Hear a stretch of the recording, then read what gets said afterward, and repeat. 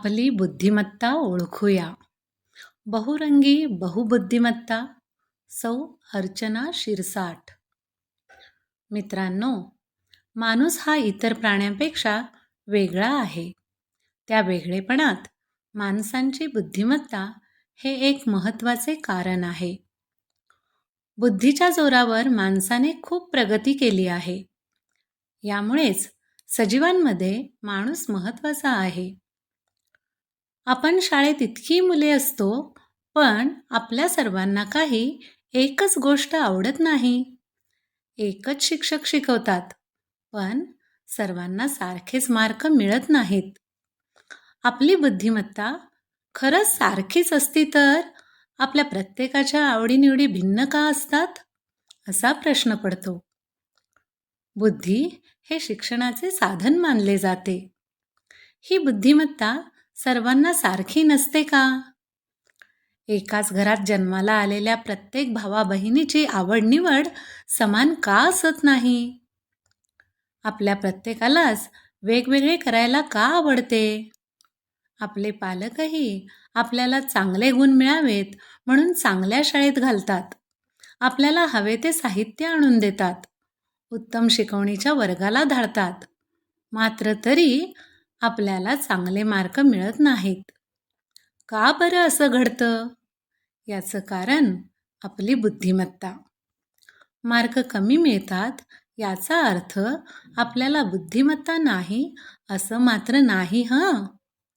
आपल्यासमोर समस्या, अडचणी निर्माण झाल्यानंतर त्या दूर करण्यासाठीची क्षमता, कौशल्य म्हणजे बुद्धी. ती बुद्धी एक आहे असे संशोधक आणि शिक्षणतज्ज्ञ मानत होते. मात्र बुद्धीवरती अनेक संशोधने सुरू होती. संशोधकांना जे जे आढळले त्यावर मोठी चर्चा झाली. अमेरिकेतील जगप्रसिद्ध शास्त्रज्ञ हॉवर्ड गार्डनर यांनी बहुबुद्धिमत्ता सिद्धांताची मांडणी केली. तो सिद्धांत जगभरातील लोकांनी स्वीकारला. त्यामुळे कोणीतरी हुशार असतो, कोणीतरी ढ असतो, कोणी मठ्ठ असतो या चर्चा थांबल्या आहेत. आपण प्रत्येकजण वेगळेच असतो. मग प्रत्येक मूल अद्वितीय असते. कधी काळी एकच बुद्धिमत्ता असते असे म्हणत होतो. पण त्यानंतर त्या क्षेत्रात झालेल्या संशोधनाने आता बहुबुद्धिमत्ता असते हे जगाने स्वीकारले. हॉवर्ड ग्रॅज्युएट स्कूल ऑफ एज्युकेशनमध्ये मानसशास्त्रज्ञ प्राध्यापक असलेल्या हॉवर्ड गार्डनर यांनी 1983ला फ्रेम्स ऑफ माइंड या पुस्तकातून बहुबुद्धिमत्ता सिद्धांताची मांडणी केली. त्यांनी केलेल्या मांडणीने त्यावेळी अनेकांना धक्का बसला. त्यांनी सांगितले, प्रत्येक व्यक्तीत अनेक बुद्धिमत्ता सामावलेली असते. आरंभी 8 बुद्धिमत्ता असल्याचे सांगण्यात आले होते. त्यात 1 भाषिक बुद्धिमत्ता, 2 तार्किक बुद्धिमत्ता, 3 सांगीतिक बुद्धिमत्ता, 4 निसर्ग बुद्धिमत्ता, 5 शारीरिक बुद्धिमत्ता, 6 व्यक्ती अंतर्गत बुद्धिमत्ता, 7 आंतरव्यक्ती बुद्धिमत्ता, 8 अवकाशीय बुद्धिमत्ता यांचा समावेश होता. त्यानंतर यात आणखी 2 बुद्धिमत्तेची नव्याने भर पडली आहे.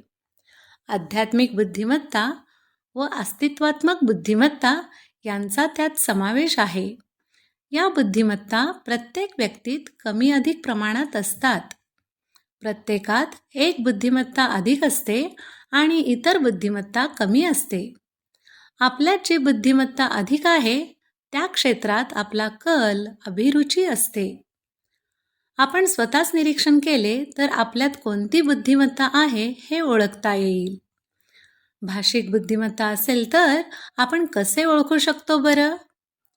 ज्यांच्यामध्ये भाषिक बुद्धिमत्ता असते त्या व्यक्तीमध्ये भाषेविषयी अभिरुची अधिक असते. त्याचे भाषेवर प्रभुत्व असते.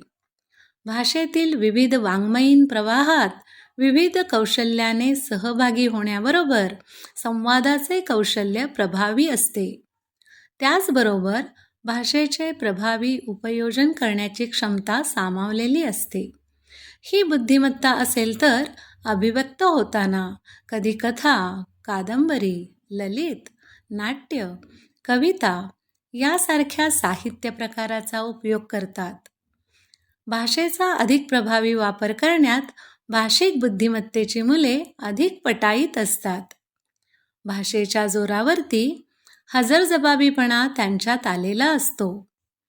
भाषेच्या उपक्रमात स्वतःहून सहभागी होत असू, विविध लेखन स्पर्धा असतील तर त्यांचा सहभाग घेत असतील, निबंध लेखन, पत्रलेखन, काव्यलेखन, अहवाल लेखन, वार्तालेखन यासारख्या उपक्रमात त्यांचा सक्रिय सहभाग असेल. शालेय स्तरावरती हस्तलिखिताच्या उपक्रमात लेखनासाठी उत्साहाने सहभागी होत असू, आपणाला बोलायला, भाषण करायला, कोडे सोडवायला आवडत असेल, त्यांना गप्पा मारण्याची अधिक आवड असेल, चर्चा करणे, मत व्यक्त करणे, आपले मत दुसऱ्याला भाषेच्या जोरावरती पटवून देणे, आपली भूमिका जाणून देणे, आपण जे काही पाहिले असेल, अनुभवले असेल त्याचे वर्णन करणे, मुलाखत घेणे, विविध स्वरूपाचे लेखन करणे, त्याचबरोबर भाषिक साहित्याचे वाचन करणे, वाचनासाठी सातत्याने प्रयत्न करणे, भाषा शिकण्यात त्यांची अभिरुची असते, गोष्टी आवडत असतात. ही माणसं जास्त गोष्टी वेल्हाळ असतात.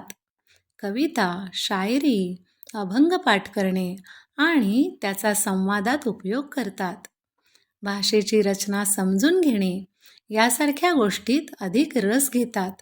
त्यामुळे समाजातील लेखक, नाटककार, संपादक, कवी या मंडळींमध्ये भाषिक बुद्धिमत्ता अधिक असते. मंगेश पाडगावकर, वि. वा. शिरवाडकर, वि. स. खांडेकर, आचार्य अत्रे, ना. सी. फडके, ना. धो. महानोर, साने गुरुजी, इंदिरा संत यासारखी माणसं ही भाषिक बुद्धिमत्तेची उत्तम उदाहरणे म्हणायला हवीत. आपल्याला जर अशी आवड असेल तर आपल्यात भाषिक बुद्धिमत्ता आहे असे समजायला हवे.